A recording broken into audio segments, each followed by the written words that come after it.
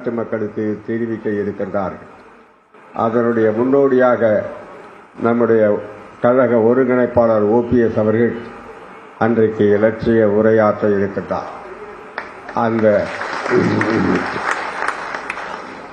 பார் சிறுத்ததோ மாநாடு பெருத்ததோ என்கின்ற அளவுக்கு பல லட்சக்கணக்கான மக்களை நாம் அங்கே சந்திக்க இருக்கிறோம். அந்த மாநாட்டுக்கு முன்னோட்டமாக மாவட்டங்கள் தோறும் கழக செயலர்கள் கூட்டத்தை மாவட்ட செயலாளர்கள் நடத்துவார்கள். முதல் கட்டமாக காஞ்சிபுரம் மாவட்டத்தில் வருகிற 20ஆம் தேதி காஞ்சிபுரம் வருவாய் மாவட்டம் காஞ்சிபுரம் மாவட்ட செயலாளர் நடத்துவார்கள்.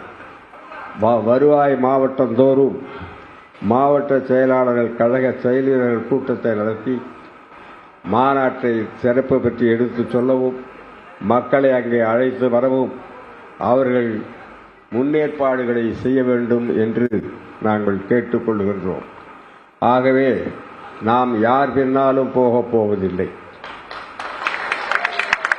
நாம் யாரையும் எதிர்பார்த்து அரசியல் நடத்தவில்லை. ஏற்கனவே எல்லா பொறுப்புகளிலேயும் நம்முடைய அருமைமிகு ஒருங்கிணைப்பாளர் OPS அவர்களும் இருந்திருக்கிறார்கள், நானும் இருந்திருக்கிறேன்.